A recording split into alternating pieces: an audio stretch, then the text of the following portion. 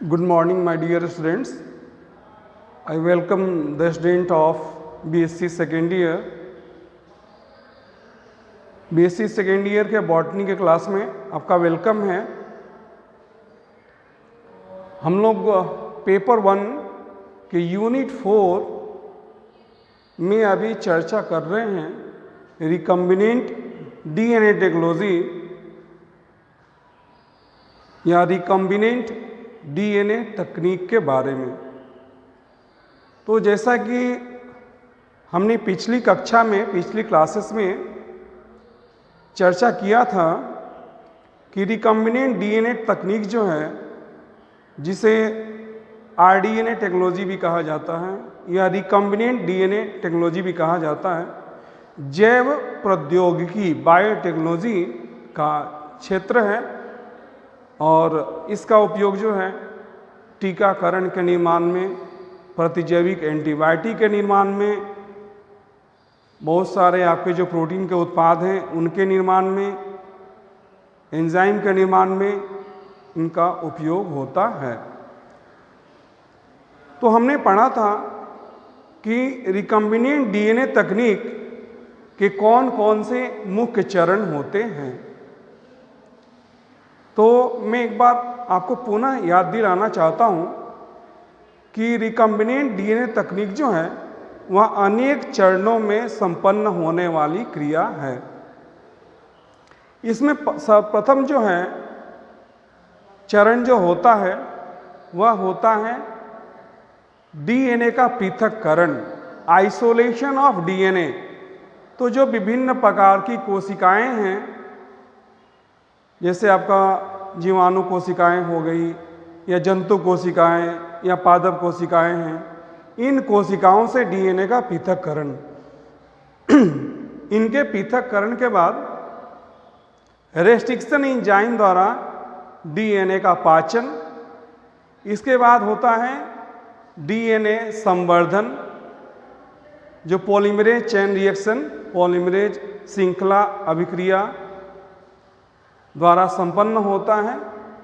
इसके बाद होता है डीएनए का ट्रांसफॉर्मेशन, लाइगेशन, ट्रांसफॉर्मेशन और डीएनए का स्थानांतरण।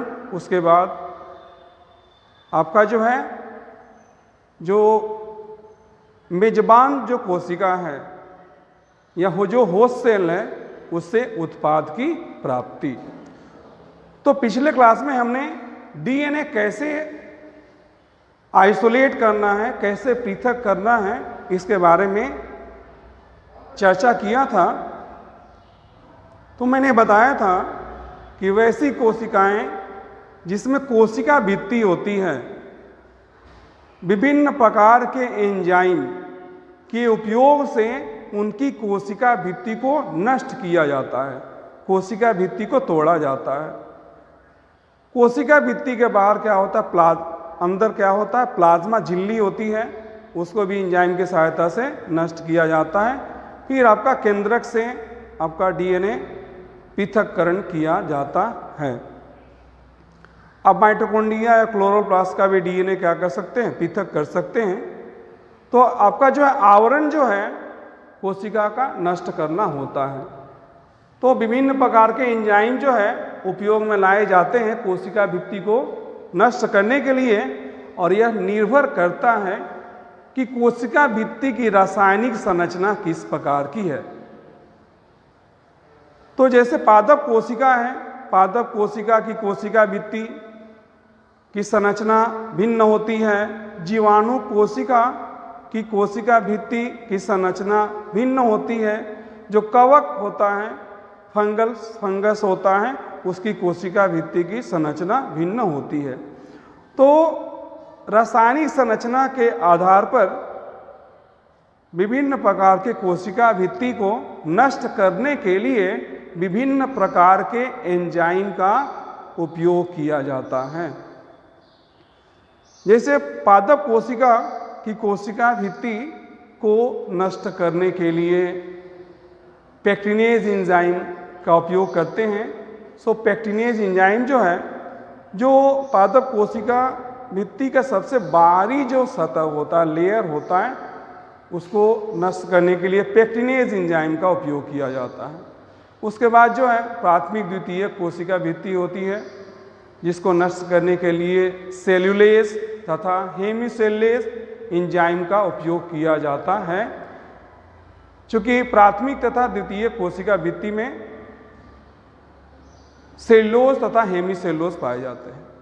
उसके बाद जो है कोशिका झिल्ली होती है, उसको नष्ट किया जाता है। जीवाणु कोशिका की रासायनिक संरचना अलग होती है, तो जीवाणु कोशिका की कोशिका भित्ति को नष्ट करने के लिए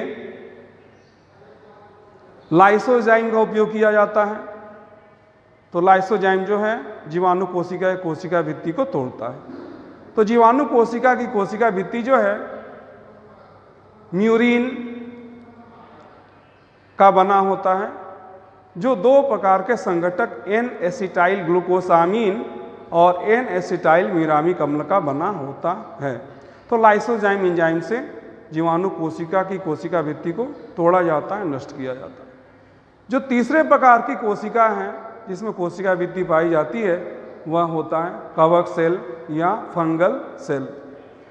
तो कवक कोशिका की कोशिका भित्ति की रासायनिक संरचना में क्या होता है, काइटिन की उपस्थिति होती है, जो नाइट्रोजन युक्त कार्बोहाइड्रेट होता है, और इसे काइटिनेज एंजाइम के द्वारा तोड़ा जा सकता है। तो कोशिका भित्ति को नष्ट करने के बाद केंद्रकीय झिल्ली को नष्ट करने के पश्चात, न्यूक्लियर मेम्ब्रेन नष्ट करने के पश्चात हमें डीएनए की प्राप्ति होती है। अब डीएनए की क्या किया जाता है, उसका शुद्धिकरण जरूरी होता है। डीएनए का शुद्धिकरण, क्योंकि कोशिका में जो डीएनए होता है वह अनेक प्रकार के जैव अणु बायोमॉलिक्यूल से संलग्नित रहता है, जुड़ा रहता है। जैसे डीएनए आपके प्रोटीन के साथ जुड़ा रहेगा, उसके कोशिकीय के वातावरण में आपके लिपिड हो सकते हैं, वसा होते हैं, आरएनए होते हैं, दूसरे सारे एंजाइम्स होते हैं। तो इससे डीएनए को क्या किया जाता है, अलग करने के लिए उसका शुद्धिकरण किया जाता है, प्यूरिफिकेशन किया जाता है। तो डीएनए को हमने आइसोलेट कर लिया, निकाल लिया बाहर, और उसके जो संलग्नित जो दूसरे जैव अणु हैं, लिपिड हैं, प्रोटीन हैं, दूसरे एंजाइम्स हैं, आरएनए हैं, उनको क्या किया जाता है, अलग किया जाता है। तो जो कोशिका झिल्ली के अंदर जो जीव द्रव्य होता है उसमें अनेक प्रकार के जैव अणु उपस्थित होते हैं।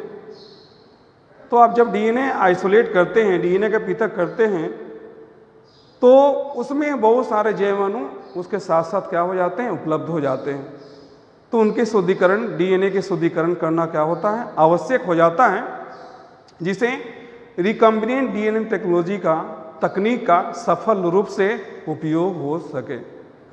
तो जो डीएनए का शुद्धिकरण किया जाता है वह आपका साउदर्न ब्लॉटिंग एक तकनीक होती है, जिसमें क्या करते हैं, डीएनए को शुद्धिकरण करते हैं, और जो शुद्ध डीएनए होता है वह जो है 260 नैनोमीटर तरंग दैर्घ्य के प्रकाश को अवशोषित करता है, और यह डीएनए की शुद्धता का प्रमाण है। अब याद रखें कि शुद्ध डीएनए 260 नैनोमीटर तरंग दैर्घ्य के प्रकाश को अवशोषित करता है। अगर उसमें अशुद्धियां हो तो यह क्या होगा, तरंग दैर्घ्य जो होगा वो क्या होगा, भिन्न होगा। तो एक शुद्ध डीएनए जो है 260 nm तरंग दैर्घ्य के प्रकाश को अवशोषित करता है। तो हम लोग अगला चरण की चर्चा करने जा रहे हैं, जो क्या है, डीएनए का शुद्धिकरण। तो जो दूसरा स्टेप है, दूसरा चरण है, वह है डीएनए का शुद्धिकरण। डीएनए का शुद्धिकरण।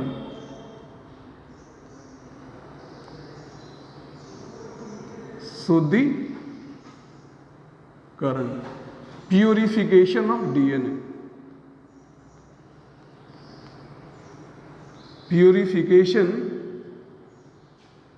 Of DNA.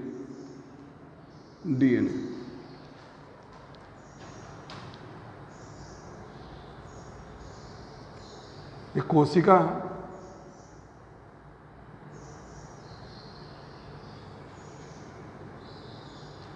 इसमें क्या है आपका न्यूक्लियस है,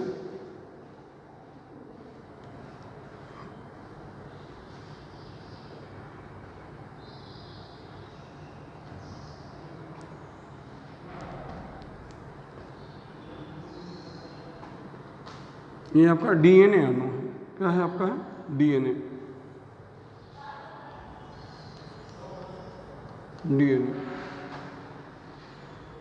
तो हमने क्या किया, कोशिका भित्ति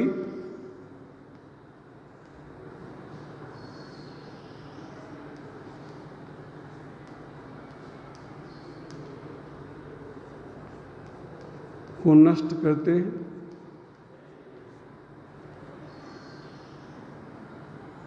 किया जाता है।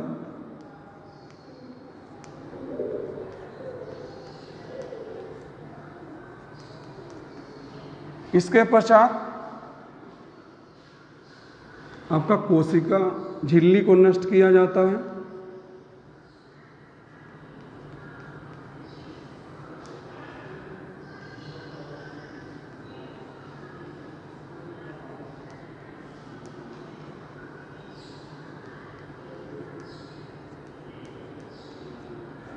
नष्ट किया जाता है।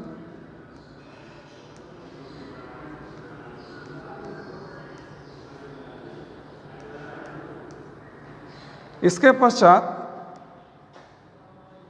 केंद्रकीय झिल्ली, अगर केंद्रक उपस्थित हो, केंद्रकीय झिल्ली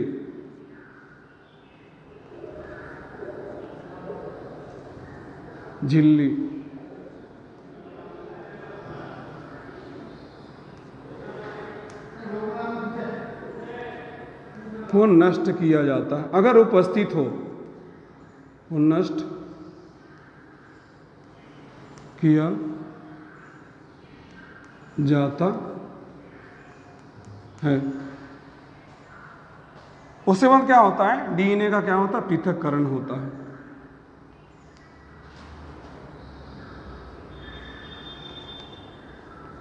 डीएनए का पृथक्करण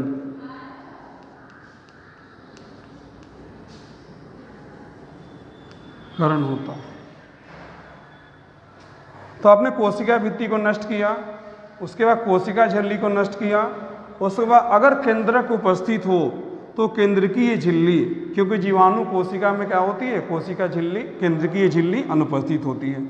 तो अगर दूसरे प्रकार की कोशिका हो, उसमें केंद्रकीय झिल्ली हो, तो केंद्रकीय झिल्ली को नष्ट किया जाता है और डीएनए का पृथक्करण किया जाता है। अब हमें क्या प्राप्त हो गया,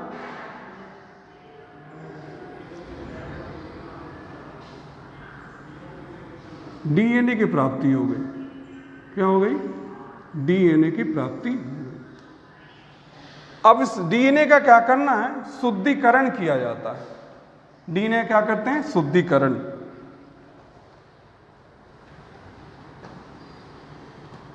डीएनए का शुद्धिकरण, डीएनए का शुद्धिकरण, जिसे कहते हैं डीएनए प्यूरिफिकेशन। अब याद रखें कि शुद्ध डीएनए जो होगा, शुद्ध डीएनए -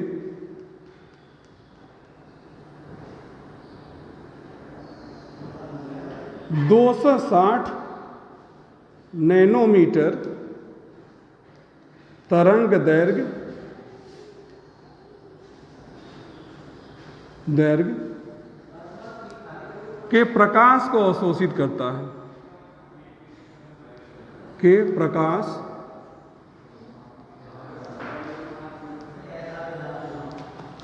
को अवशोषित करता है।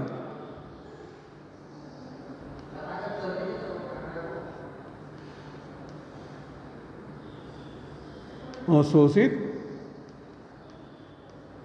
करता है। तो डीएनए जो है इसकी शुद्धता की जांच होती है, क्योंकि यह जो है शुद्ध डीएनए 260 नैनोमीटर तरंग दैर्घ्य के प्रकाश को अवशोषित करता है।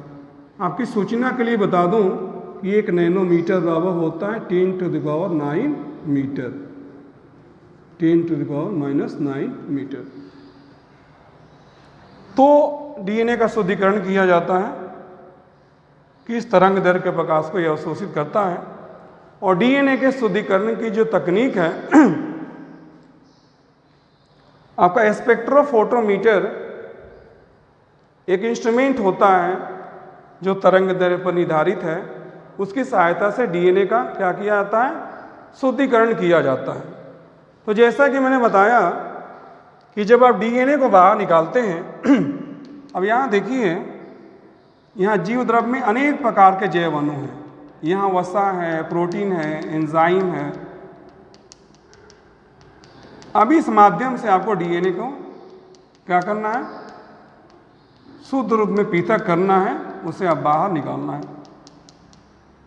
तो जो आपका जो सैंपल है उसे डीएनए को बाहर निकालने के लिए जिस तकनीक का उपयोग किया जाता है वह कहलाता है डीएनए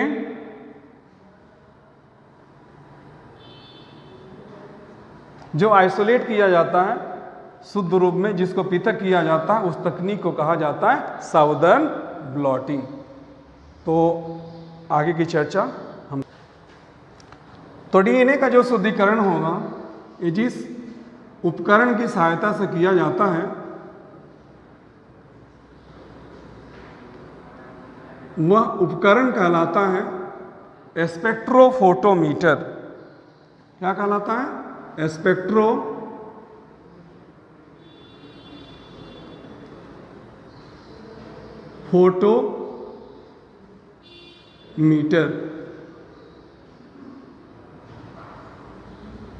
स्पेक्ट्रोफोटोमीटर, स्पेक्ट्रोफोटोमीटर।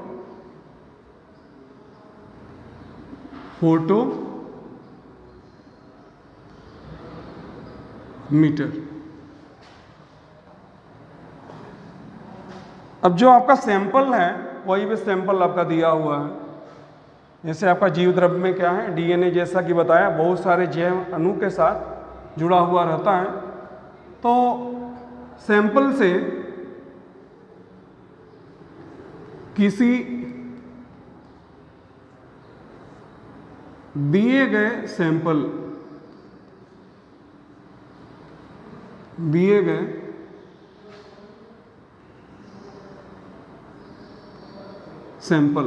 और सैंपल आपका कुछ भी हो सकता है, आपका लार हो सकता है, सलाइवा हो सकता है, ठीक है, ब्लड रक्त हो सकता है।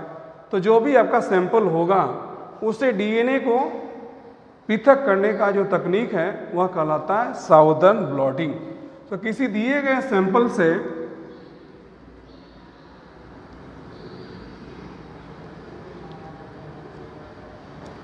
डीएनए को पृथक करने की तकनीक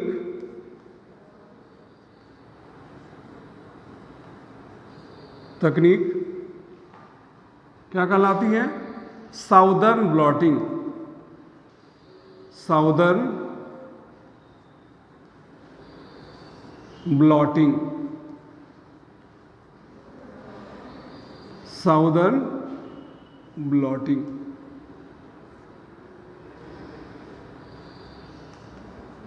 साउदर्न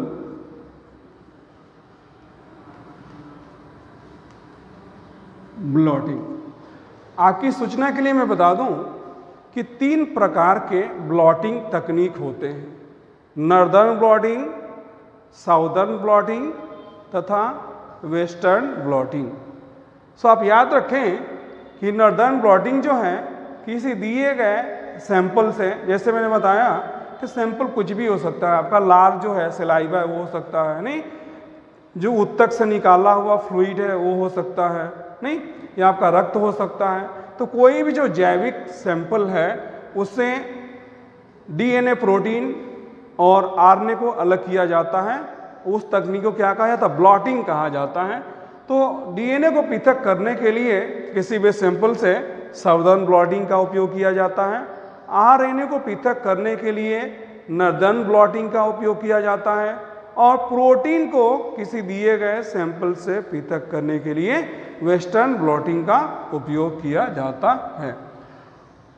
तो हमने इस चरण की चर्चा समाप्त की कि डीएनए को कैसे पृथक करना और कैसे उसका शुद्धिकरण करना और सैंपल से डीएनए को कैसे निकालना। अब जिस जीन का उपयोग करना चाहते हैं वह कहाँ होगा? डीएनए में होगा, ठीक है। तो जीन क्या होता है? डीएनए का ही क्या होता है? भाग होता है जिसमें अभिव्यक्ति करने की क्षमता होती है और अभिव्यक्ति करने के पश्चात प्रोटीन या एंजाइम या अन्य उत्पाद का निर्माण होता है। तो डीएनए का पृथक करने के बाद हमने डीएनए पृथक कर लिया। अभी हमारे पास क्या हो गया? डीएनए क्या हो गया? या तो सैंपल से हमने अलग किया और फिर उसका शुद्धिकरण भी किया। शुद्धिकरण करने के लिए स्पेक्ट्रोफोटोमीटर हमने उपयोग में लाया और सैंपल से डीएनए को अलग करने के लिए हमने किसका उपयोग किया? साउदर्न ब्लॉटिंग का उपयोग किया। अभी जो डीएनए है इसका हमको क्या करना है? रेस्ट्रिक्शन एंजाइम के द्वारा क्या करना है? पाचन करना है, डाइजेशन करना है। तो अब हम चर्चा करने जा रहे हैं रेस्ट्रिक्शन एंजाइम, जिसे जैविक चाकू भी कहा जाता है, मॉलिक्यूलर सीजर भी कहा जाता है। तो मॉलिक्यूलर सीजर या जैविक चाकू या रेस्ट्रिक्शन एंजाइम वैसे एंजाइम होते हैं जो डीएनए को एक विशेष भाग में तोड़ते हैं या पृथक करते हैं। तो कोई रेस्ट्रिक्शन एंजाइम जो होगा वो क्या होता है? एक विशेष प्रकार के नाइट्रोजन क्षार की श्रृंखला, जैसा कि हमने पिछले कक्षा में पढ़ा था कि डीएनए किसका बना होता है? डीएनए में क्या होता है? नाइट्रोजन युक्त क्षार होते हैं और क्या होते हैं? आपका फॉस्फोरिक अम्ल होता है और क्या होता है? शर्करा होता है। सो इनके मिलने से क्या होता है? डीएनए का निर्माण होता है। शर्करा तथा फॉस्फेट जो होते हैं डीएनए के ढांचा का निर्माण करते हैं। तो न्यूक्लियोटाइड जो होते हैं उनका निर्माण कैसे होता है? नाइट्रोजन युक्त क्षार प्लस फॉस्फोरिक अम्ल प्लस शर्करा से तीन घटक मिलकर किसका निर्माण करते हैं? न्यूक्लियोटाइड का निर्माण करते हैं। और आपका डीएनए की संरचना में जैसे आपका एडेनिन है तो किससे हाइड्रोजन बॉन्ड्स के द्वारा जुड़ा होता है? थायमिन से जुड़ा होगा। साइटोसिन किसके द्वारा जुड़ा होगा? 3 हाइड्रोजन बॉन्ड के द्वारा ग्वानिन से जुड़ा होगा। वैसे ही ग्वानिन जो है किससे होगा? 3 हाइड्रोजन के द्वारा साइटोसिन से। और थायमिन जो है 2 हाइड्रोजन बॉन्ड द्वारा किसके जुड़ा रहता है? आपका एडेनिन से जुड़ा हुआ रहता है। तो ये लगभग संरचना होती है डीएनए की। अभी जो न्यूक्लियोटाइड क्षार की जो श्रृंखला आप देख रहे हैं, न्यूक्लियोटाइड क्षार की श्रृंखला का मतलब क्या हुआ? न्यूक्लियोटाइड डीएनए में जो न्यूक्लियोटाइड का क्या होगा? क्रम होगा। न्यूक्लियोटाइड का क्या होगा? जो क्रम होगा। जैसे आपका एडेनिन है, ग्वानिन है, साइटोसिन है, थायमिन है, साइटोसिन है, ग्वानिन है। एक उदाहरण मैं दे रहा हूँ क्योंकि क्षार क्या होती है, उनकी जो व्यवस्था होती है, जो अरेंजमेंट होता है वो क्या होता है? अलग अलग होते हैं। तो मैंने आपको उदाहरण दिया है। ये क्या है? आपका न्यूक्लियोटाइड क्षार का क्या है? क्रम है। ठीक है, न्यूक्लियोटाइड का क्या है? आपका क्रम है। न्यूक्लियोटाइड का क्रम, न्यूक्लियोटाइड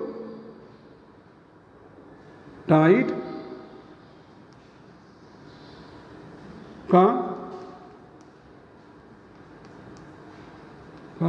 क्रम। एक मैंने आपको उदाहरण दिया। ठीक है, ये क्या है? क्योंकि संरचना इसकी भिन्न भिन्न होती है। तो रेस्ट्रिक्शन एंजाइम जो है किसी विशेष प्रकार के न्यूक्लियोटाइड का क्रम को पहचानता है और वहाँ क्या करता है, वहाँ काटता है या खंडन करता है। तो आइए हम चर्चा करते हैं रेस्ट्रिक्शन एंजाइम के बारे में।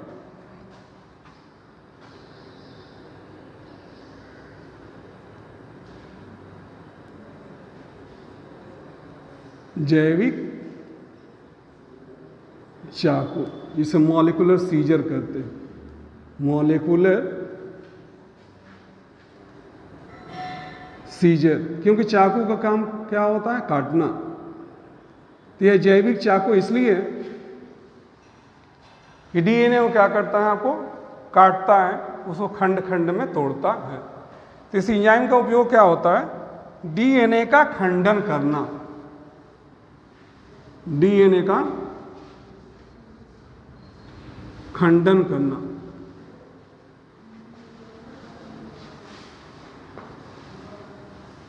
डीएनए का खंडन करना, इसे हम कहते हैं fragmentation of DNA, fragmentation of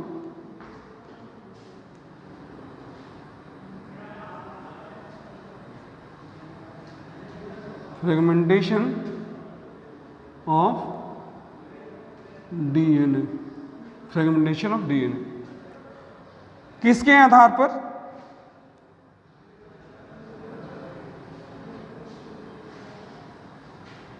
जो न्यूक्लियोटाइड होंगे उनके क्रम के आधार पर। न्यूक्लियोटाइड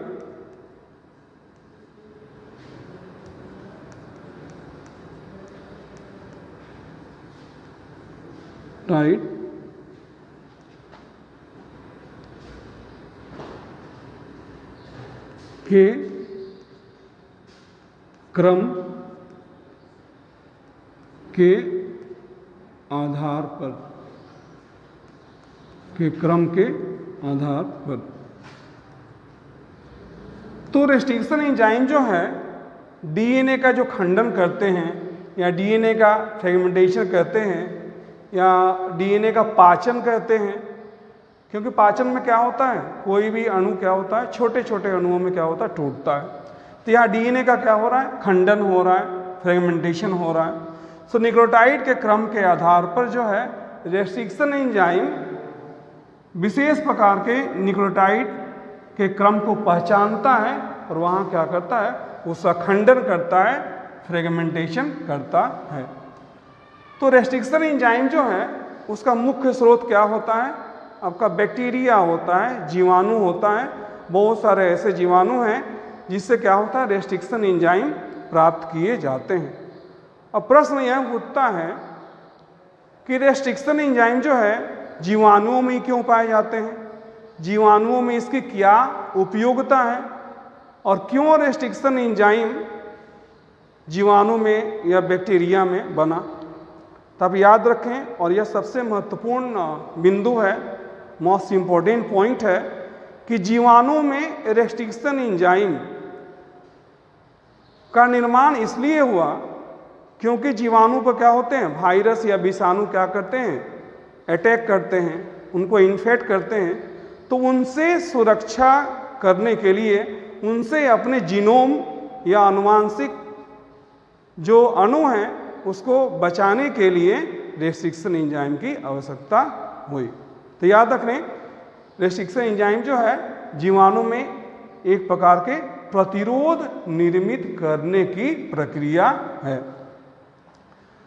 तो आपका रेस्ट्रिक्शन एंजाइम का जो स्रोत होगा, इसके स्रोत क्या होंगे, इसके स्रोत होते हैं जीवाणु,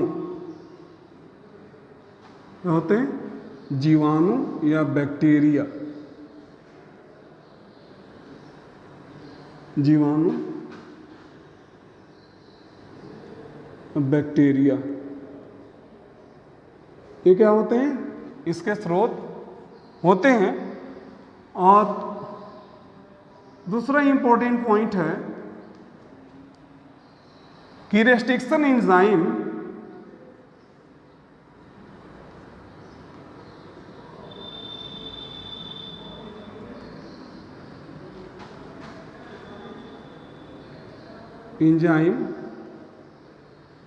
जीवाणुओं में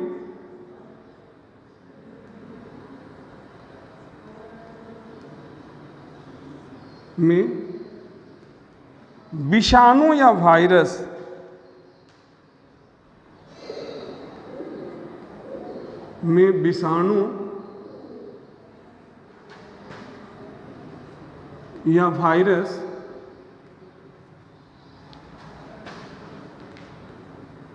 के संक्रमण से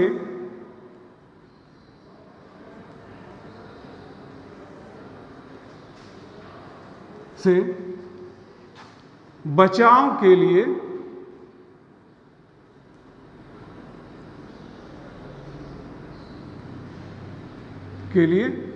विकसित हुआ। बचाव के लिए विकसित हुआ। अब जो है रेस्ट्रिक्शन एंजाइम, इनकी संख्या अभी तक जो है 900 से अधिक रेस्ट्रिक्शन एंजाइम के बारे में पता चल चुका है। और आपको याद रखना चाहिए कि प्रत्येक एंजाइम जो है, रेस्ट्रिक्शन एंजाइम जो है, अलग अलग प्रकार के डीएनए को खंड को पहचानता है, न्यूक्लियोटाइड के क्रम को पहचानता है, और यही उसकी विशेषता होती है। जैसे एंजाइम क्या होता है, अभिकारक क्या होता है, विशेष होता है, सबस्ट्रेट स्पेसिफिक होता है। इसलिए क्या होता है कि प्रोटीन का पाचन करने वाले एंजाइम प्रोटीन का पाचन करते हैं, कार्बोहाइड्रेट का पाचन करने वाले एंजाइम कार्बोहाइड्रेट का पाचन करते हैं, और वसा के पाचन करने वाले एंजाइम वसा का पाचन करते हैं। क्योंकि जो एंजाइम जो होता है वह अभिकारक विशेष होता है, सबस्ट्रेट स्पेसिफिक होता है। उसी तरह रेस्ट्रिक्शन एंजाइम जो होते हैं वह क्या होते हैं, सबस्ट्रेट स्पेसिफिक होते हैं, एक डीएनए के विशेष खंड को पहचानते हैं और पहचान कर क्या करते हैं, डीएनए को खंडित करते हैं, उनका पाचन करते हैं, उनका फ्रेगमेंटेशन करते हैं। तो कुछ उदाहरण हम देखते हैं रेस्ट्रिक्शन एंजाइम के, जैसे इको आर आई।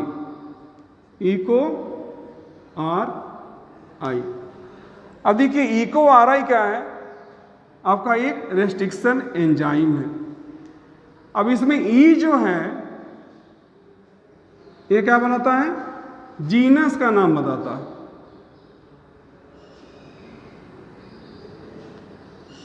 क्या होता है, आपने पढ़ा होगा कि जैविक नाम के दो भाग होते हैं, जीनस नेम तथा स्पेसी नेम, वंश नेम तथा जाति नाम।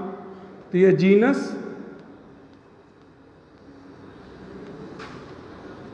या वंश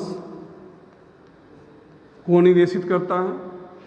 सीओ जो है ये क्या होता है, स्पेसीज, जाति,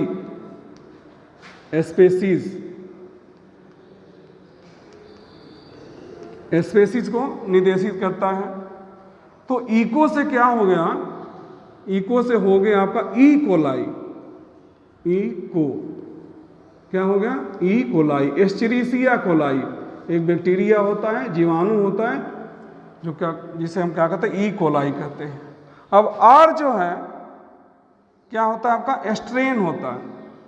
अलग अलग बैक्टीरिया अलग अलग स्ट्रेन होते हैं, उनके गुण क्या होते हैं, अलग अलग होते हैं। तो आर क्या करता है, स्ट्रेन को रिप्रेजेंट करता है, स्ट्रेन को निर्देशित करता है।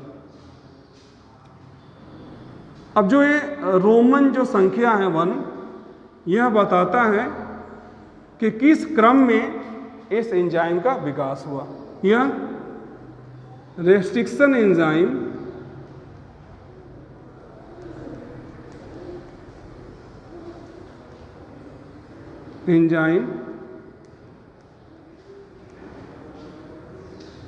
के खोज के क्रम को बताता है, खोज के क्रम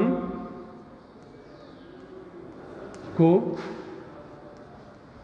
बताता है।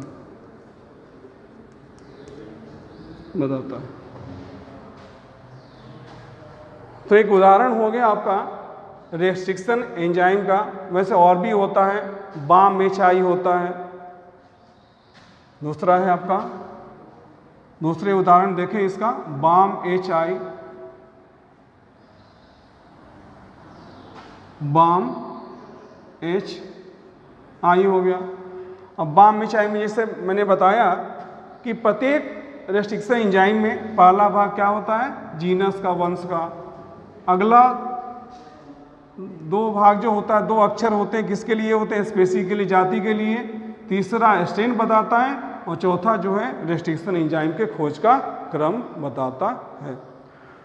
तो जैसा कि मैंने बताया कि रेस्ट्रिक्शन एंजाइम DNA को, विशेष खंड को पहचानता है तथा उसका खंडन करता है। अब जो DNA खंडित हो गया उसको एक प्रक्रिया के तहत हम गुजरने देते हैं, वह प्रक्रिया कहलाती है जेल इलेक्ट्रोफोरेसिस। क्योंकि DNA के जो खंड होंगे वो क्या होंगे, अलग अलग आकार के होंगे। तो उनके मास के आधार पर, उनके द्रव्यमान के आधार पर DNA के अलग अलग खंड बनते हैं। उस खंड को क्या किया जाता है, पृथक किया जाता है, और इस तकनीक को कहते हैं जेल इलेक्ट्रोफोरेसिस। तो आगे हम चर्चा करेंगे जेल इलेक्ट्रोफोरेसिस के बारे में। तब तक के लिए all the best, thank you.